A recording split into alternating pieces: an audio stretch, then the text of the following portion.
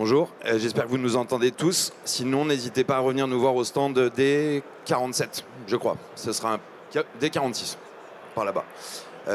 Aujourd'hui, on va parler d'authentification forte en usine, de passwordless. Et on va démarrer par un sujet qu'on n'aborde pas souvent dans cet environnement, c'est la sécurité. En fait, nous, on parle avec beaucoup de clients qui sont dans des environnements industriels. Le MFA n'est pas drivé par la sécurité. Le MFA est drivé par des enjeux de productivité, de stabilité, de vitesse de connexion. Pour autant, voilà, on se permet de démarrer juste par le fait que, voilà, on voit beaucoup d'autologones, on voit beaucoup de mots de passe partagés sous les claviers, on voit beaucoup de comptes partagés, des sessions génériques qui sont difficiles à sécuriser. Et on va voir pourquoi voilà, c'est assez difficile de mettre en place des méthodes d'autant modernes dans des environnements legacy et partagés en usine. Je vous épargne les détails, mais évidemment, les impacts de l'arrêt de production sur une usine sont très importants en termes financiers.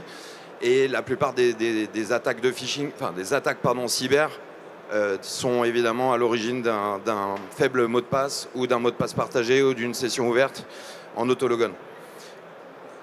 J'enfonce un peu des portes ouvertes volontairement avant qu'on rentre sur la démo. Mais évidemment, les contraintes sont multiples. Au-delà de la sécurité, c'est des environnements où on a des infra legacy, on a plein de stations différentes, on a des devices très différents, on a des environnements où on n'a pas le droit d'utiliser un mobile, où il y a beaucoup d'électrostatisme, où pour des raisons de R&D, on ne peut pas embarquer un mobile. Et puis on a des syndicats derrière aussi qui souvent sont contre l'utilisation d'un téléphone personnel pour s'authentifier. Donc en fait, voilà, on a déjà ce genre de contraintes très high level, en plus du turnover, en plus des postes partagés qui rendent très difficile la gestion d'une méthode d'authent moderne. L'autre enjeu, et c'était un peu mon introduction, c'est que finalement les clients avec qui on discute nous disent mais en fait moi je veux faire du MFA. Par contre ce qui m'importe le plus c'est que le métier l'accepte. Il faut que ça aille vite, il faut que ça soit simple, il faut que ça soit stable, il faut que je maintienne ma productivité. Qu'on soit dans une industrie pharmaceutique, sur des chaînes de production industrielles, automotive, peu importe les environnements, aujourd'hui on a besoin de stabilité et d'un produit qui est simple à déployer. L'autre sujet qui est hyper intéressant, et c'est un peu l'objet de notre démonstration, c'est la traçabilité. Beaucoup de clients viennent nous voir en disant, bon voilà, je veux faire du MFA, je veux sortir du paradigme du login mot de passe, de l'autologone, etc. Par contre, j'ai besoin de traçabilité. L'industrie pharmaceutique a été un des premiers secteurs en France à vraiment mettre une grosse pression pour que tout soit traqué de A à Z. En fait, c'est ce qu'on est en train de voir arriver sur beaucoup d'industries. Il faut que je sache qui s'est connecté quand, sur quelle ligne de production, pour des raisons de chemin de confiance, de traçabilité. Aujourd'hui, c'est la démo qu'on va faire. Vous verrez qu'avec, même en carte à puce ou avec du FIDO, on peut ouvrir des sessions Windows, verrouiller la session au retrait de la clé, maintenir un chemin de confiance et avoir dans les logs de Windows la traçabilité de qui s'est connecté quand, même sur des comptes partagés. Donc c'est hyper puissant. On n'aura jamais le temps de tout vous montrer en 15 minutes, mais venez nous voir sur le stand si ça vous intéresse. L'autre point, évidemment, c'est la résilience. On est dans des environnements hostiles. Nous, on a des très belles références industrielles. Je pense à Schneider, qui est un client public. On en a plein d'autres qu'on ne peut pas forcément citer aujourd'hui. Mais notre clé est IP68, résistante à l'eau et à la poussière. Elle fonctionne en mode offline. Donc, on a des clients qui l'utilisent dans des environnements complètement cloisonnés, air gap. Et surtout, on n'a pas de batterie, on ne dépend pas du réseau. Donc on a un produit qui est très stable et qui répond finalement à ces critères de robustesse et de solidité et de résilience dans les environnements industriels. J'ai essayé de faire synthétique, je pense qu'on sera un peu en avance. C'est pas grave, tant mieux, je vais vous faire gagner du temps. Le dernier point qui est le plus important, et je peux peut-être demander à Renato de vous montrer son poignet. Ça va vous faire sourire, mais donc on a des méthodes qui permettent de faire de l'authentification forte, qui sont simples à utiliser, mais le plus important, c'est le dernier geste. Donc un bracelet en wearable, du NFC, de plus en plus de clients nous disent « Ok, c'est génial, mais sur la chaîne de production, je ne peux pas me permettre d'avoir l'employé qui va chercher la clé autour de son badge ou dans sa poche. Donc, est-ce qu'on laisse des clés embarquées nativement sur le device, des clés nano comme j'ai sur mon poste ? Est-ce qu'on a des wearables qui permettent de s'authentifier comme ça ? Parce que quand vous fabriquez des produits agroalimentaires ou de la robotique ou des hélicoptères, mais en fait, il n'y a absolument rien qui peut sortir enfin, il n'y a rien qui peut tomber dans la chaîne de production. Okay, donc voilà, ça c'est hyper intéressant. Donc voilà, nous quand on parle évidemment avec des entreprises pour équiper les cols blancs, ce qu'on voit souvent c'est les clés qui sont embarquées sur un porte-clés. Mais en fait, au fur et à mesure qu'on se rapproche d'un environnement industriel, ça bascule sur voilà, des lecteurs de cartes, enfin, la clé qui est associée au badge, mais surtout de plus en plus des environnements où on nous demande, voilà, on veut que la clé soit dans un wearable, sans contact, il n'y a rien qui doit dépasser ou sortir de l'utilisateur. Ok, on a été vite, mais c'est très bien. On bascule sur la démo. Donc je vais laisser Renato vous montrer un petit peu comment ça fonctionne. Alors, juste avant de lancer la démo, je vais vous expliquer un peu ce qu'on va voir. Malheureusement, il s'agit d'un démo par vidéo parce qu'on n'aura pas assez de temps pour le faire en live. Mais avant de lancer la vidéo, justement, je montre. On a un post partagé. On a un compte générique qui se connecte, qu'on doit se connecter sur ces posts-là. On a 2 personnes qui vont se connecter sur ces posts, chacun avec sa YubiKey. Et l'idée, c'est qu'après, déjà, la première personne, elle se connecte, elle lance une application. Au moment qu'elle fait la retraite de sa clé, on voit que la session se verrouille. La deuxième personne, elle vient, elle arrive, elle ouvre la session, on voit que l'application continue à tourner. On a ces cas d'usage assez souvent sur l'ambiance, voilà, sur l'environnement industriel, des applications qui doivent tourner tout le temps. Et le plus intéressant, c'est qu'après, un admin vient sur l'AD, sur les logs de l'AD, il est capable de voir qui se connecte à chaque moment, même s'il s'agit d'un compte générique qui se connecte les 2 fois. Donc la première personne, il détecte qui est la première personne qui se connecte, et puis après la deuxième personne qui se connecte. Et tout ça, je vais vous montrer avec la vidéo.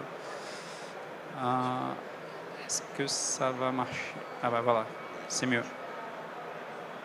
Je te laisse gérer. Voilà.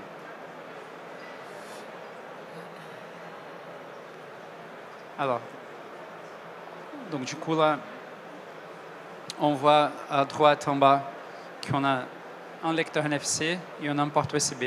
Je vais montrer les 2 cas d'usage, comment on se connecte par NFC, comment on se connecte par clé USB-C. Pardon. Voilà. Du coup, la première clé, elle est connectée. J'ai besoin que d'un code PIN pour me connecter. Donc, du coup, j'ai saisi mon code PIN. Je me connecte sur le poste de travail avec l'utilisateur générique et poste de production numéro 1. Je lance une application. Ça va commencer à compter là un petit horloge. Du coup, on verra en bas que quand je fais la retraite de la clé, la session elle se verrouille automatiquement. La deuxième personne, elle arrive. Elle va jeter sa clé sur le lecteur NFC. Ça reconnaît. Je saisis le code PIN. Et je me connecte sur le même poste de travail avec le même compte générique et je vois que l'application continue à tourner sans aucun problème. Là, si je enlève la clé, ça bloque la session encore une fois. Et moi, en tant qu'admin, je viens sur l'AD. Je regarde sur le log Kerberos que je suis connecté avec l'utilisateur production 1. Par contre, je vois quelle est exactement l'heure que la personne se connecte. Et j'ai aussi l'information de quel était le certificat qui était utilisé pour se connecter. Quand je viens sur l'AD et je cherche les informations de ces certificats-là, je vois tout simplement que la personne qui s'est connectée, c'était Renato, parce que moi, j'ai mis mon adresse mail dans le CN, dans le common name du certificat. Et si je cherche le deuxième log pour la deuxième personne qui s'est connectée, on va voir encore une fois qu'il s'agit de l'account name là-bas, c'est la production 1, toujours les comptes génériques. Je vois quelle était l'heure exacte que la personne s'est connectée. Je prends son certificat, le certificat qui a été utilisé pour se connecter. Quand je fais la recherche encore une fois pour du certificat, je vois que cette fois-ci, c'était Fabrice qui s'est connecté et pas Renato. Donc on voit sur le scène fabrice@ubicodemonlab. Donc comme ça, on a une traçabilité de qui se connecte à chaque fois, même s'il s'agit d'un poste partagé, même s'il s'agit d'un compte générique qui a été utilisé pour se connecter. Ça a été un peu rapide, mais j'espère que ça vous donne un peu d'idée de comment on peut exploiter notre, en tout cas le passwordless, et évidemment des clés de sécurité et Yubico dans des environnements justement complexes pour mettre de l'authentification forte. On n'a pas voulu faire une présentation produit, mais je vais quand même faire un tout petit peu de teasing. Dans une YubiKey, vous pouvez embarquer 24 certificats, sans slot FIDO. Donc selon votre architecture, là on a juste montré un scénario poste de production 1.